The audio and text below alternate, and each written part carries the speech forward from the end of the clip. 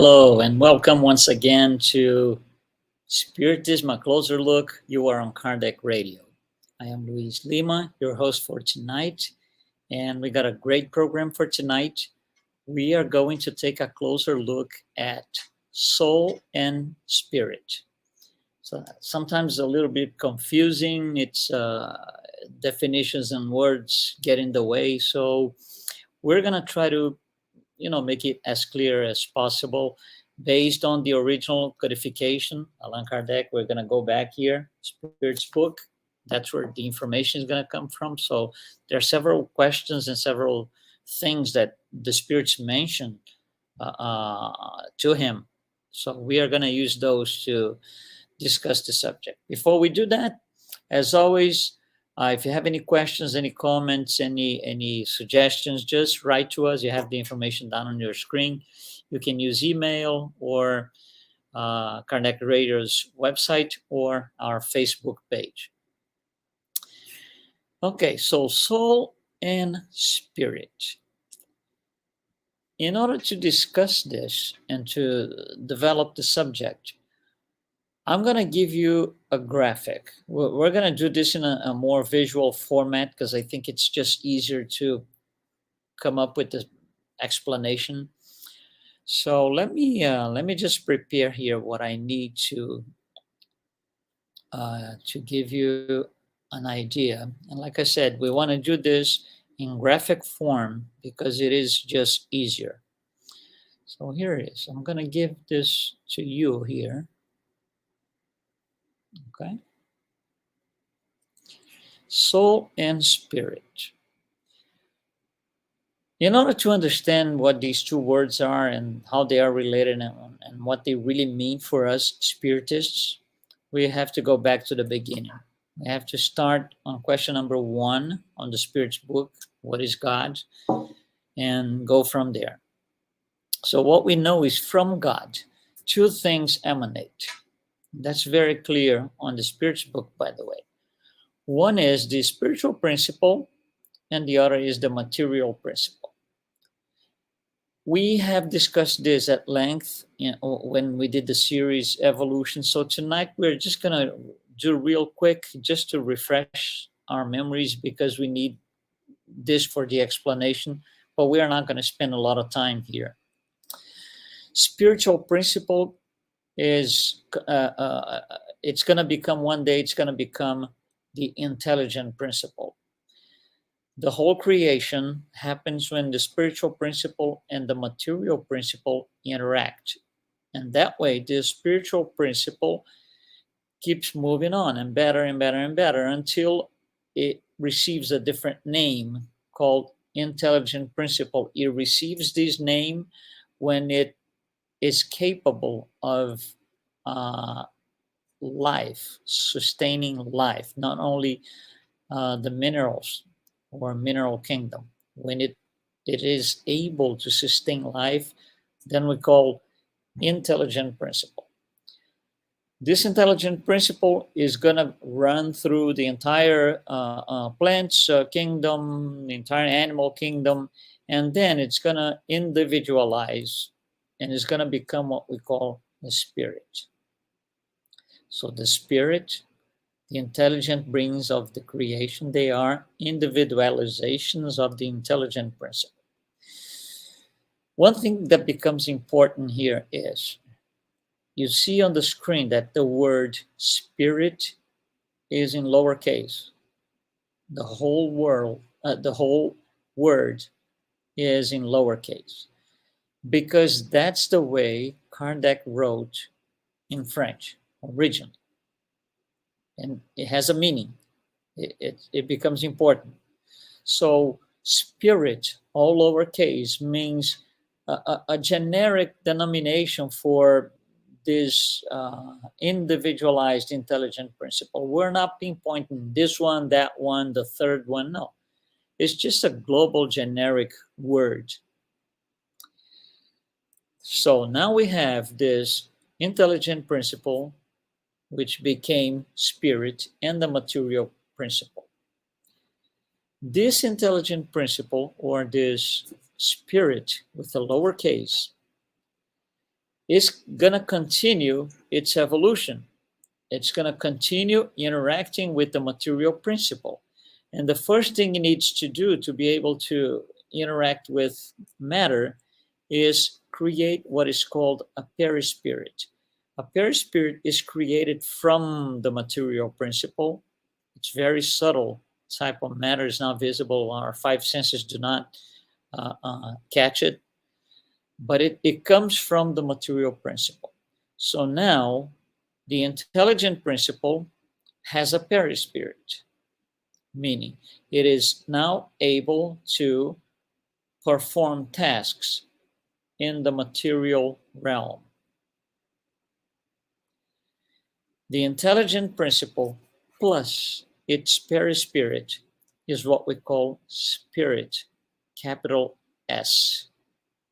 It's no longer a generic, vague intelligent principle. No, it's now well defined. It's one intelligent principle with its perispirit.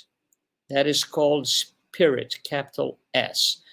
This is introduced in the Spirit's book on question 76. As of question 76, Allan Kardec writes the word spirit every time he means this with a capital S. Okay, so now we have a spirit, and it continues to interact with the material principle.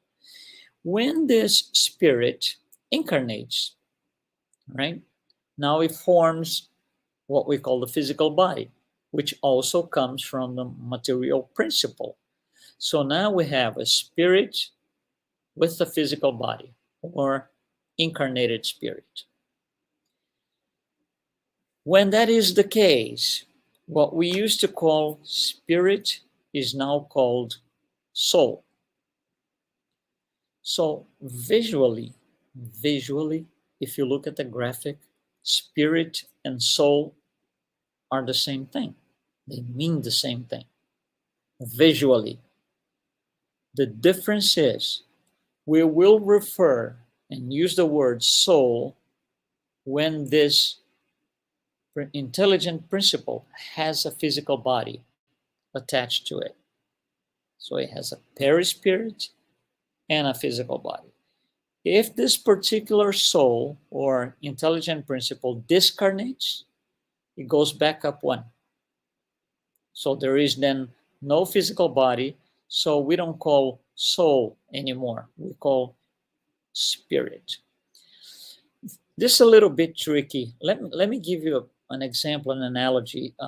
Even if you're not a musician or you're not into music at all, but all of us, we have seen a piano before.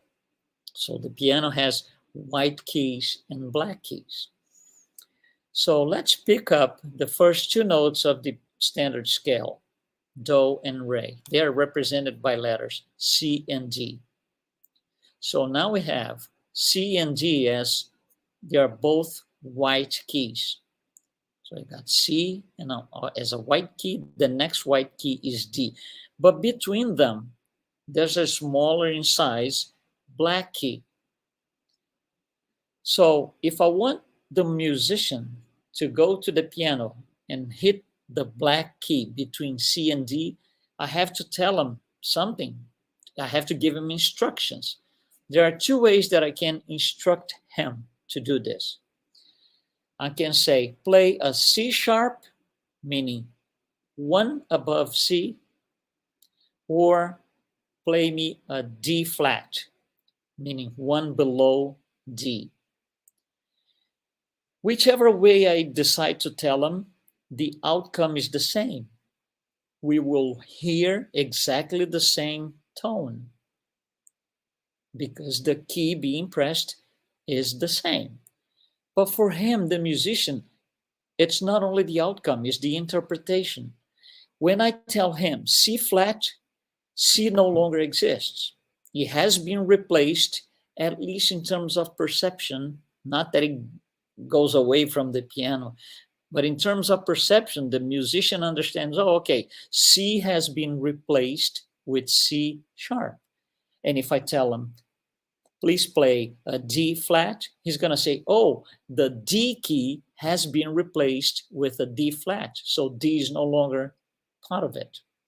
So you see, for one time, one way of saying is C does not exist, at least for now, until the musical sheet tells you differently at a certain point.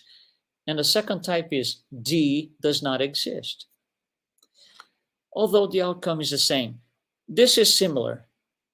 If you look at the graph, soul and spirit represent the same thing, represent the intelligent principle attached to its perispirit. However, if there's a physical body, it gets a different name. We call it soul. If there is no physical body, we call it spirit. I'm going to leave this image here so we can go through a few questions in the Spirit's book to match up what's being said in the Spirit's book with what we have here on the screen. So I'm going to start with question 149, when Allan Kardec asks the spirits, what does the soul become at death? Okay, so what does the soul? Let's make it easier, so I'm going to number these layers. Layer 1, layer 2, and layer 3. So the question is, when does the soul something? Soul, we are on layer 3. Okay? So here's the question. What does the soul become at death? So if there's a death, it is no longer layer 3 because there is no physical body anymore. It's going to be layer 2 now. So the question is, what happens to the soul when you move, per se, from layer 3 to layer 2? That's the question. And the answers from the spirits is, it becomes a spirit again. Very much in line with what we see here on the screen. It becomes a spirit again, meaning it jumps back to layer 2. And the answer continues. It returns to the world of spirits that it had left for a time, meaning it was a spirit layer 2, incarnated layer 3, discarnated layer 2. And that's how evolution goes. That's how our progressive path is. We go to layer between, jumping all the time between layers 2 and 3, back and forth. So this answer, question 149, is in line with what we are displaying here. Then we're going to go to question 150b. Here's the question. How does the soul, layer 3, how does the soul preserve its individuality if it no longer has a material body? Right, so the soul preserve its individuality. How come? If there is no longer a material body. The answer from the spirits is, it still has a fluid proper to it, which it draws from its planet, Earth in our case, and which retains the appearance of its last incarnation. And the name of this thing? Perispirit. So the soul, when there's no physical, or as the question says, material body, it goes back to layer 2, right? And it preserves its perispirit in line with the graph that you see. Then we're going to go to the next question, 150C, the next one up. Doesn't the soul take anything else from this world? Anything else, meaning one thing is the perispirit. So that was taken care of in the previous question. So the question is, what else? What else goes with it to layer 2? And the answer is nothing more than its memories and desire to go to a better world. There is no mention, no word, no evidence whatsoever of anything material here. It takes its memories coming from the experience on that particular lifetime, and the experiences, and that's it. And it continues. These memories are full of sweetness or bitterness, depending on how the soul has lived its earthly life. These memories are full of sweetness or bitterness, depending on how the soul, layer 3, has lived its earthly life with a physical body, layer 3. You see how the names in the words, they match up. There's no inconsistency here. Kardec is asking the same thing in two different places with two different methods and using different words, but the spirits are, their responses are consistent. Everything is making sense. There's no, oh, it's a spirit here, it's a soul there. If we start trading one for the other, it gets confused. I'm not going to say it's right or wrong, because right or wrong is a little more radical, but it gets confused. Okay, going back here to the graphic, if you look into layer 2, there's an intelligent principle and a perispirit.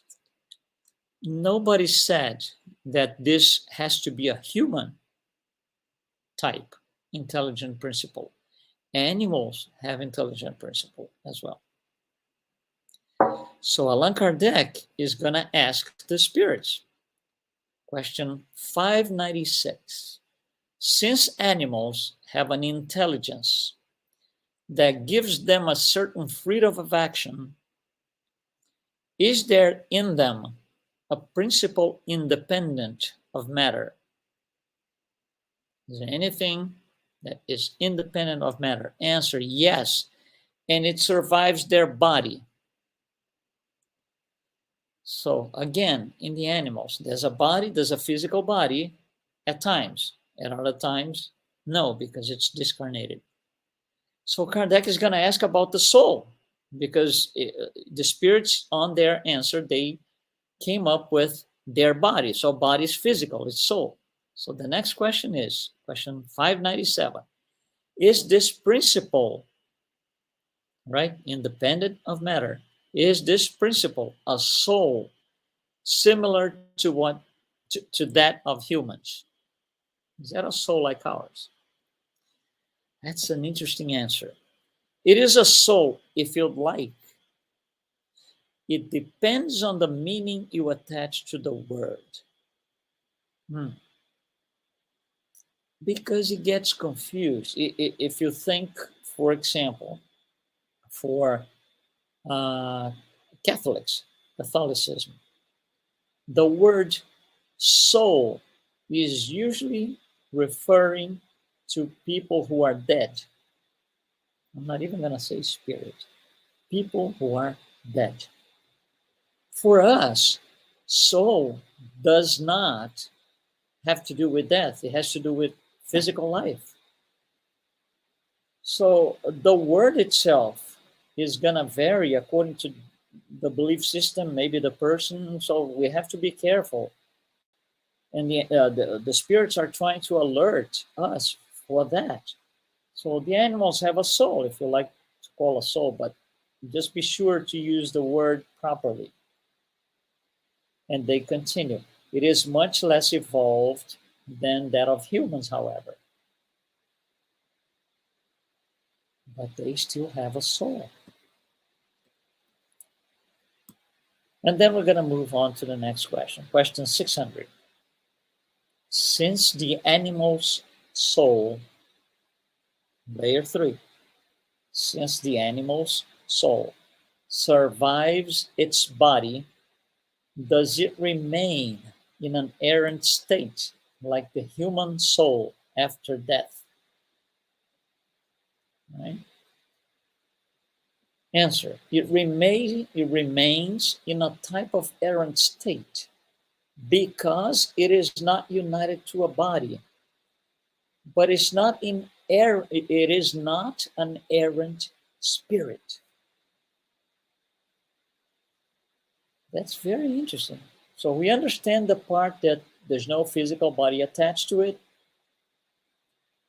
Okay, but it's not an errant spirit because that's us, that's humans. And they continue the answer, explain that. The errant spirit is a being who thinks and acts of its own free will. Animals do not have that free will. We do. Very interesting. Animal spirits do not have the same faculty. That's the answer. Continuing. Self awareness is what comprises the principal attribute of the human spirit. So there's a lot of things that in definitions and things that we can understand from Spiritism that use the words soul and spirit all the time. We just have to be sure that we are using that correctly and that we understand what it means. That's why I decided to bring this thing in graphic form, like you see here again, because for me personally, it was just much easier to look at a graph and know, yeah, okay, I got the idea. Then start trying to do words here and words there and explanations and a lot of phrases and complications. I just think that was easier. So that was our attempt, let me call attempt, right, to to have a closer look at these two words and how they are related, soul and spirit. It was great to be here again with you. And once again, you have down on your screen how to get in touch with us via email, website, Facebook, or whatever, whichever you prefer. We are open for comments and questions, suggestions. Even if you want to request a topic for us to bring over here and discuss, please do. Thank you very much for participating with us tonight, and we will see you next time.